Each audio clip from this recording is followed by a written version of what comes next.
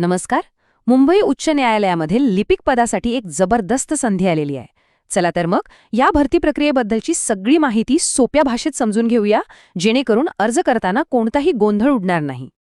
अनेकांचं स्वप्न असतं की मुंबई उच्च न्यायालयासारख्या मोठ्या आणि प्रतिष्ठित संस्थेत नोकरी मिळावी. जर तुमचंही हेच ध्येय असेल तर ही संधी कशी मिळवायची हेच आपण आता सविस्तरपणे पाहणार आहोत. चला, सगळ्यात आधी हे पाहूया की ही संधी नेमकी आहे तरी काय. म्हणजे पद कोणतं आहे, जागा किती आहेत आणि सगळ्यात महत्त्वाचं म्हणजे पगार किती मिळणार आहे. ही संधी किती मोठी आहे याचा अंदाज तुम्हाला पदांच्या संख्येवरूनच येईल. मुंबई, नागपूर आणि औरंगाबाद या तिन्ही ठिकाणी मिळून लिपिक पदासाठी तब्बल 1332 जागा आहेत. आणि पगार तर बघा, S10 वेतन श्रेणीनुसार एक आकर्षक पगार आणि त्यावर भत्ते, म्हणजे करिअरची सुरुवातच एकदम दणक्यात होणार आहे. ठीक आहे, जागा भरपूर आहेत आणि पगारही चांगला आहे. पण मग यासाठी अर्ज कोण करू शकतं? चला तर मग आता बघूया की यासाठी नक्की काय काय पात्रता लागणार आहे. अर्ज करण्याआधी हे तपासणं खूप महत्त्वाचं आहे. वयाची अट काय आहे? तर बघा, खुल्या प्रवर्गासाठी कमाल वयोमर्यादा 38 वर्षे आहे आणि आरक्षित प्रवर्गातील उमेदवारांसाठी 5 वर्षांची सूट आहे. म्हणजे त्यांच्यासाठी ही मर्यादा 43 वर्षे असेल. अर्थात दोन्ही प्रवर्गांसाठी किमान वय 18 वर्षे पूर्ण असणं आवश्यक आहे. आता येऊया शिक्षणाकडे. या 3 मुख्य गोष्टी आहेत. पहिली, तुमच्याकडे कोणत्याही शाखेची पदवी हवी. पण हो, जर लॉची डिग्री असेल तर तुम्हाला प्राधान्य दिलं जाईल. दुसरी गोष्ट, इंग्लिश टायपिंग. तुमचा स्पीड कमीत कमी 40 शब्द प्रति मिनिट असायला हवा, कारण रोजच्या कामात हे लागणारच आहे. आणि तिसरं म्हणजे कॉम्प्युटरचं ज्ञान असल्याचं एक सर्टिफिकेट तुमच्याकडे असणं गरजेचं आहे. या सगळ्यासोबतच आणखी एक खूप महत्त्वाची अट आहे, ती म्हणजे उमेदवार भारताचा नागरिक तर हवाच, पण त्याचबरोबर तो महाराष्ट्र राज्याचा रहिवासी म्हणजे डॉमिसाईल असणंही अनिवार्य आहे. हे दोन्ही असणं अगदी बंधनकारक आहे. समजा तुम्ही पात्र आहात, मग पुढे काय? तर पुढे आहे निवड प्रक्रिया. चला बघूया ही प्रोसेस नक्की कशी असणार आहे आणि त्यात कोणते टप्पे आहेत. ही निवड प्रक्रिया एकूण 3 टप्प्यांमध्ये विभागलेली आहे. पहिला टप्पा असेल 90 मार्कांची चाळणी परीक्षा, दुसरा टप्पा 20 मार्कांची टायपिंग टेस्ट आणि तिसरा व शेवटचा टप्पा म्हणजे 40 मार्कांची तोंडी परीक्षा किंवा मुलाखत. एक गोष्ट लक्षात ठेवायची की प्रत्येक टप्पा पास करणं गरजेचं आहे. पहिला पास झालात तरच दुसऱ्या टप्प्यात जाता येईल. आता जी पहिली चाळणी परीक्षा आहे त्यात मार्कांची विभागणी कशी आहे ते पाहूया. बघा, इंग्रजी, सामान्य बुद्धिमत्ता आणि अंकगणित या तिघांना प्रत्येकी 20-20 गुण आहेत. म्हणजे तब्बल 60 गुण इथेच आहेत.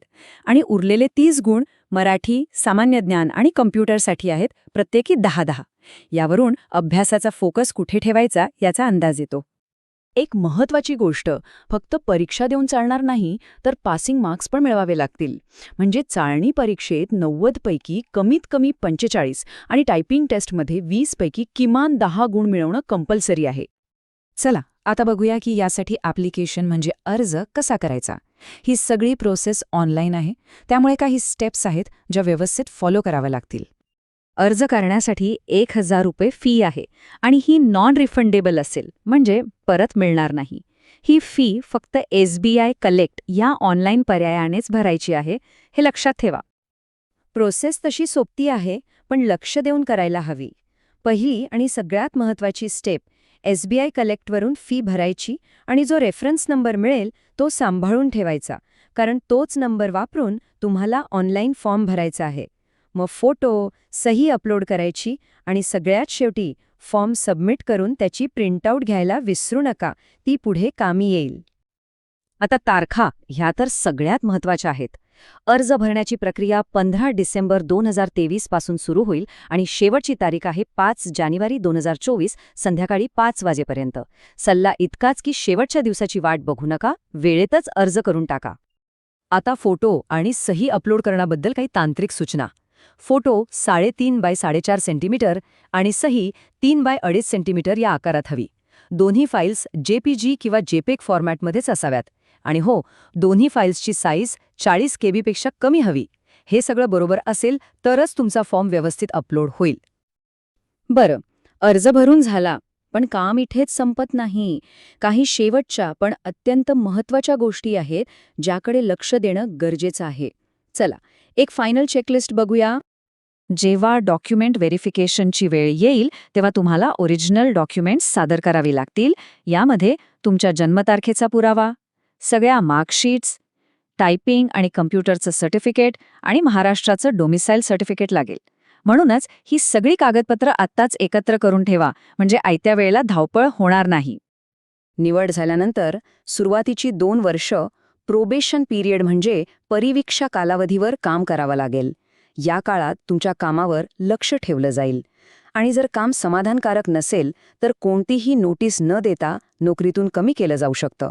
हा नियम लक्षात घेणं खूप महत्त्वाचं आहे. तर ही होती मुंबई हायकोर्टातल्या लिपिक भरतीबद्दलची सगळे सविस्तर माहिती. एक प्रतिष्ठित नोकरी, पगारही चांगला आणि करिअरला एक चांगली स्थिरता देणारी ही संधी आहे. तर मग काय वाटतं, ही तुमच्या करिअरची पुढची मोठी झेप ठरू शकते का? याचा नक्की विचार करा आणि हो, वेळेच्या आत अर्ज करायला विसरू नका.